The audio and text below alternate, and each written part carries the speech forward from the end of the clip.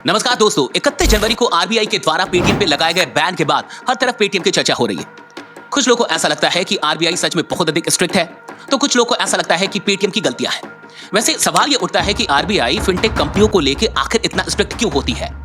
Paytm जिसके पास आज करोड़ों यूजर्स हैं, आखिर उसने क्या गलती की जिसके चलते आरबीआई को यह कदम उठाना पड़ गया।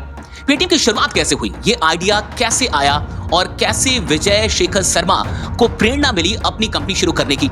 आज की इस वीडियो में हम हर वो बात समझेंगे, जानेंगे जो पेटीएम से जुड़ी हुई है। पेटीएम की कहानी शुरू से लेके अभी तक हम लोग इस वीडियो में जानने वाले हैं, इसलिए इस वीडियो को पूरे अंत तक देखिएगा।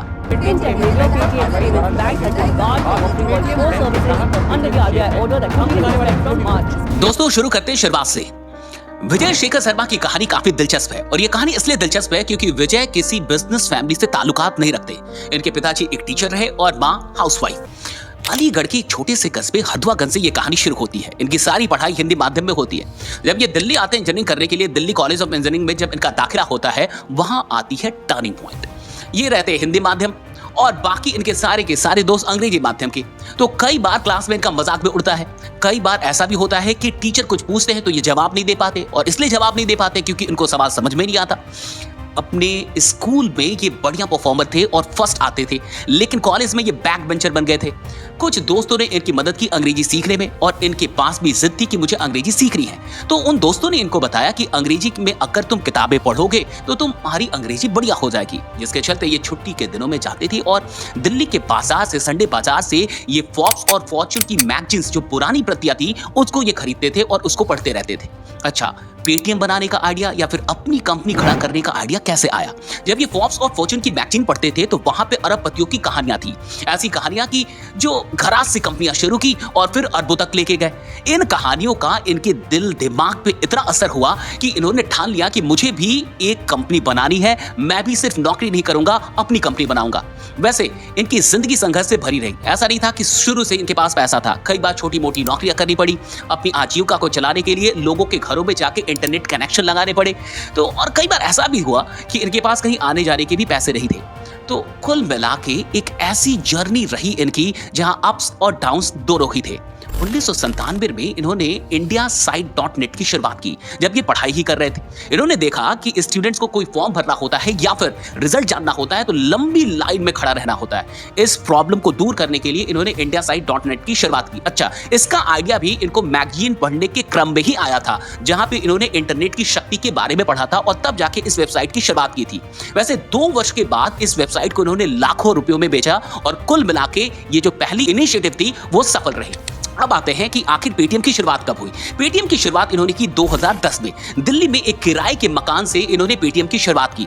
आप समझ के देखिए, शुरू में सिर्फ डीटीएच रिचार्ज और मोबाइल रिचार्ज का ये काम कर रहे थे, लेकिन हर साल कुछ नए फीचर ऐड होते थे, कुछ नई चीजें आती थी, कुछ नई सेवाएं आती थी और इस तरीके से काम चल रहा था। लेकिन असली टर्निंग पॉइंट पेटीएम की जिंदगी में तब आया जब भारत में डीमोनेटाइजेशन हुआ। 2016 में जब डीमोनेटाइजेशन हुआ तो पेटीएम के अच्छे दिन आ गए। पेटीएम को नई रफ्तार मिल गई और पूरे देश में डिजिटल पेमेंट को लोग स्वीकार करने लगे। हर रोज यूजर्स की संख्या बढ़ने लगी, कारोबार दिन रात आगे जाने लगा, निवेशकों की भीड़ आने लगी। 2018 में आप पेटीएम की बुलंदियों का अंदाजा इस बात से लगा सकते हैं कि अलीबाबा से लेके जापान के सॉफ्ट बैंक और यहां तक कि वॉरेन बफेट की कंपनी ने भी यहां निवेश किया, पेटीएम में निवेश करने को मजबूर हुए। आप समझ के देखिए, 2021 में एक ऐसी कंपनी जो 2010 में दिल्ली में किराए के मकान से शुरू होती है, 2021 में दलाल स्ट्रीट तक पहुंच जाती है, अपना आईपीओ लॉन्च करती है। तो ये कहानी रही है विजय शेखर शर्मा की। वाकई उनकी कहानी काफी इंस्पायरिंग है और इस कहानी ने, विजय शेखर शर्मा ने लाखों लोगों को प्रेरित किया है। लेकिन आखिर क्या कारण है कि आज वो संकट में है, पेटीएम संकट में है? कहां पे पेटीएम से गलतियां हुई और ये गलतियों का सिलसिला कब से शुरू हुआ? 2015 में ही पेटीएम को पेटीएम पेमेंट्स बैंक के लिए लाइसेंस मिल गया था और 2017 में पेटीएम ने पेटीएम पेमेंट्स बैंक का बिजनेस शुरू किया। शुरू करने के महज 1 वर्ष के बाद ही 2018 में ही आरबीआई ने पहली बार पेटीएम को बैन किया था न्यू कस्टमर्स ऑनबोर्ड करने से। अब समझते हैं कि ऐसा क्यों हुआ था। पेटीएम वॉलेट और पेटीएम बैंक अकाउंट दोनों अलग अलग चीजें हैं, लेकिन जिन पेटीएम यूजर्स को पेटीएम वॉलेट का इस्तेमाल करना था उनको केवाईसी तो करानी थी। अब केवाईसी करने के लिए आप नज़दीकी दुकान में जाते थे, वहाँ पे अपना थंब इम्प्रेशन देते थे, अपना आधार का ओटीपी जमा करते थे, ओटीपी देते थे और एक फॉर्म साइन करते थे। उस फॉर्म में कई सारे कंडीशंस थे जो लोग पढ़ते नहीं थे। उन्हीं कंडीशंस में से एक कंडीशन ये था कि जैसे ही केवाईसी आपका पूरा होगा तो by default Paytm payments bank में भी आपका अकाउंट खुल जाएगा। ये एक ट्रिकी चीज थी, लोगों के कंसेंट के बिना उनके बैंक अकाउंट खोले जा रहे थे जो कहीं से भी सही नहीं था। अब एक और बात समझिए, जब बैंक अकाउंट खुलने के लिए दूसरी बार ओटीपी मांगा जाता था तब बहुत सारे लोगों को ये पता चला कि उनका बैंक अकाउंट खोला जा रहा है। जिन लोगों ने भी इसे देने से इनकार कर दिया, यानी ओटीपी शेयर करने से इनकार कर दिया, उनका वॉलेट का भी केवाईसी कंप्लीट नहीं किया गया। तो ये गड़बड़ी पेटीएम कर रही थी। आगे चीजें ये होती है कि बैंक अकाउंट अधिक से अधिक ओपन करवाने के लिए ये एजेंट्स को रिक्रूट करते हैं। अब ये करते क्या है कि हर बैंक अकाउंट पे 50 रुपए देते हैं एक एजेंट को। यहां तक तो चीजें सही थी, लेकिन एजेंट क्या करते हैं कि और भी एजेंट्स अपने नीचे रिक्रूट करने लगते हैं और वो इसमें से कुछ हिस्सा उन्हें देने लगते हैं कि भाई तेरे को 30 मिलेगा और मुझे 20 मिल जाएगा। यानी वो आगे 30 रुपए फॉरवर्ड कर रहे थे और उनसे 20-20 रुपए हर अकाउंट पे वो कमा रहे थे। तो कुल मिला के एक मल्टी लेवल तैयार हो रहा था, यहाँ पे मल्टी लेवल मार्केटिंग स्कीम तैयार हो रही थी जिसने स्थिति को और बिगाड़ दिया। और ये कुछ कारण थे जिसके चलते आरबीआई को ऐसा लगा कि जो डिसीजन मेकर्स हैं वो एजेंट्स हैं, ना कि कस्टमर्स हैं। यानी बैंक अकाउंट जो ओपन हो रहा है वो कस्टमर के कंसेंट से नहीं हो रहा, कस्टमर की इसमें इच्छा नहीं है, बल्कि डिसीजन को जानबूझ के इन्फ्लुएंस किया जा रहा है एजेंट के द्वारा, जिसके चलते ये बैन लगी थी। वैसे ये बैन 2019 में लिफ्ट कर लिया गया था, हटा लिया गया था। दोस्तों 2021 में आरबीआई ने पेटीएम पे 1 करोड़ की पेनल्टी लगाई थी। और ये पेनल्टी क्यों लगी थी? क्योंकि आरबीआई का मानना था कि पेटीएम ने जो इंफॉर्मेशन आरबीआई को सबमिट की थी वो गलत थी, यानी पेटीएम ने आरबीआई को भी भ्रमित करने की कोशिश की थी। अब आते हैं 2022 में। 2022 में भी आरबीआई ने एक बार पेटीएम को बैन किया था और ये बैन इस बार इसलिए हुआ था क्योंकि आईटी सिस्टम अनसेफ था, साइबर सिक्योरिटीज के कुछ इश्यूज थे और आरबीआई का मानना था कि KYC anti money laundering compliances Paytm ने फुलफिल नहीं किए थे, जिसके चलते आरबीआई ने एक्सटर्नल ऑडिट का रिक्वेस्ट किया और इसकी रिपोर्ट आई 2022 के अक्टूबर में। इस रिपोर्ट में यह बात सामने आई कि पेटीएम के केवाईसी डेटा में सीरियस लैप्सेस थे। पेटीएम अपने अकाउंट होल्डर्स के रियल बेनिफिशियरीज को आइडेंटिफाई नहीं कर पा रही थी। ऐसे अकाउंट से लास्ट ट्रांजैक्शन हो रहे थे जिनका पता नहीं चल रहा था कि आखिर ये पैसे किसको जा रहे हैं। दोस्तों केवाईसी प्रोसेस में लैप्सेस को इस बात से समझिए कि एक पैन कार्ड से हजारों अकाउंट चलाए जा रहे थे, यानी एक पैन कार्ड के दम पे कई सारे अकाउंट चल रहे थे। केवाईसी प्रोसेस में इन गड़बड़ियों के चलते अक्टूबर 2023 में आरबीआई ने पेटीएम के ऊपर 5 करोड़ की पेनल्टी फिर से लगाई।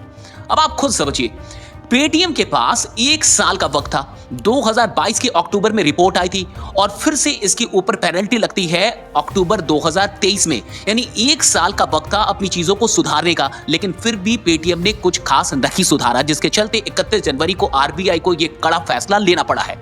अब इस बात को समझिए, पेटीएम ने नजरअंदाज किया है आरबीआई के रूल्स एंड रेगुलेशंस को, जिसके चलते आज पेटीएम को ये दिन देखने पड़ रहे हैं। बहुत सारे लोगों को लगता है कि आरबीआई काफी स्ट्रिक्ट है, लेकिन आरबीआई का स्ट्रिक्ट होना काफी जरूरी है। किसी भी देश की अर्थव्यवस्था के लिए सबसे अधिक जरूरी है बैंकिंग सिस्टम में आम लोगों का विश्वास। अगर बैंकिंग सिस्टम से आम लोगों का विश्वास उठ जाए तो आप जरा इमेजिन कीजिए कि किसी भी देश की इकोनॉमी का क्या हाल होगा। आज किसी भी देश की इकोनॉमी बैंकिंग सिस्टम के ऊपर ही डिपेंडेंट है। तो इसलिए आरबीआई की सबसे बड़ी निगरानी इन सारी कंपनियों पे होती है जहां लोगों के पैसों का बड़ी मात्रा में ट्रांजैक्शन हो रहा है। आरबीआई कहीं से भी गलत नहीं है। आरबीआई ने कई मौके दिए, लेकिन पेटीएम ने अपने आप को नहीं सुधारा। खैर, हम सब ये चाहते हैं कि पेटीएम अपनी चीजों को सही कर ले और पेटीएम फिर से अपनी सारी गतिविधियों को शुरू कर पाए।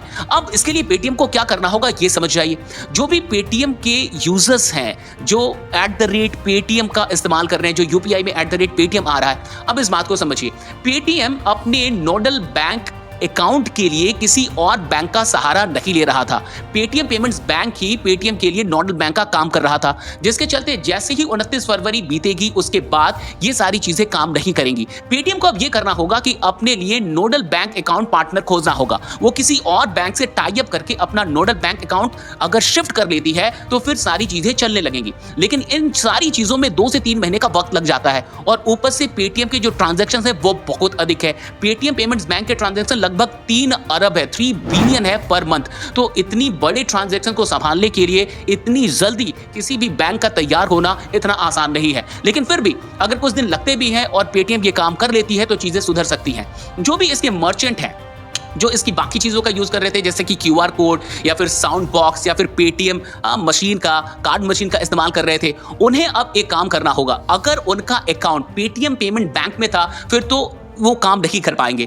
अब उनको अपने यूपीआई से किसी दूसरे बैंक अकाउंट को लिंक करना पड़ेगा। तो पेटीएम के लिए ये सबसे बड़ा चैलेंज है कि वो अपने करोड़ों मर्चेंट्स को कन्विंस करे कि वो दूसरा बैंक अकाउंट लिंक करे। अगर वो दूसरा बैंक अकाउंट लिंक करते हैं फिर एक और चैलेंज होगी क्यूआर कोड को बदलने की, क्योंकि नया क्यूआर कोड आएगा तो फिर नए क्यूआर कोड लगाना करोड़ों साउंड बॉक्स पे, ये भी एक मेजर चैलेंज होने वाला है। खैर, इन सारे चैलेंजेस को ओवरटेक करने में पेटीएम को अब थोड़ा सा वक्त तो लगेगा ही। अब बहुत सारे लोग ये सोच रहे हैं कि क्या ये सही वक्त है पेटीएम के शेयर खरीदने का, क्योंकि शेयर 40-50% डाउन जा चुके हैं। तो मैं ऐसा मानूंगा और ऐसा एक्सपर्ट्स का भी मानना है कि अभी आपको शेयर में निवेश नहीं करना चाहिए। शायद ये शेयर के भाव और नीचे जाएं, तो आपको थोड़ा सा वक्त लेना चाहिए और सब कुछ सही ढंग से देखना चाहिए। वैसे समझने वाली बात यह है कि अगर आप इस देश में एक फिनटेक कंपनी चला रहे हैं तो आप आरबीआई की चेतावनियों को और रूल्स और रेगुलेशन को नजरअंदाज नहीं कर सकते। फिर चाहे आप पायोनियर ही क्यों ना हो, आरबीआई को आपके ऊपर शिकंजा कसने में देर नहीं लगेगी। आरबीआई ने कई मौके दिए लेकिन पेटीएम हर मौके को इग्नोर करता गया, जिसके चलते पेटीएम आज संकट में पड़ा हुआ है। दोस्तों, अगर आपको और भी कोई सवाल है जो आप जानना चाहते हैं तो आप कमेंट में हमसे पूछ सकते हैं। वैसे अगर आप ये सोच रहे हैं कि क्या 29 फरवरी के बाद जिनके भी पैसे अकाउंट में बच जाएंगे वो इस्तेमाल हो पाएंगे कि नहीं, तो पेटीएम का सीधा सीधा डायरेक्टली कह रहा है कि अगर आपके पैसे बच जाते हैं तो आप उसका इस्तेमाल कर सकते हैं। नए पैसे डिपॉजिट नहीं होंगे लेकिन पुराने पैसे का इस्तेमाल आप कर पाएंगे। फास्टैग और ये सारी सुविधाएं भी बाधित होंगी क्योंकि वो भी पेटीएम पेमेंट्स बैंक से ही जुड़े हुए थे। तो पेटीएम पेमेंट्स बैंक जहां भी पेटीएम की सर्विसेज को ऑपरेट कर रही थी वो सब बाधित हो जाएंगी और पेटीएम की वो सारी सर्विसेज जो किसी थर्ड पार्टी बैंक के द्वारा चलाई जा रही थी वो बाधित नहीं होगी। तो बाकी सारी चीजें जैसे @पेटीएम मनी वो चलता रहेगा। तो बाकी सारी सर्विसेज जो दूसरे बैंकों के जरिए चलाई जा रही है वो चलती रहेंगी। अब पेटीएम को सिर्फ ये कर रहा है कि पेटीएम पेमेंट्स बैंक से जब तक ये बैन लिफ्ट नहीं होता उन्हें थर्ड पार्टी बैंक खोजने होंगे और उनसे टाई अप करने होंगे। ये एकमात्र उपाय है। बाकी ऐसी ही वीडियो के लिए इस चैनल को सब्सक्राइब कर लीजिए और बने रहिए, जमे रहिए, क्योंकि आपका जीतना सुनिश्चित है। थैंक यू दोस्तों।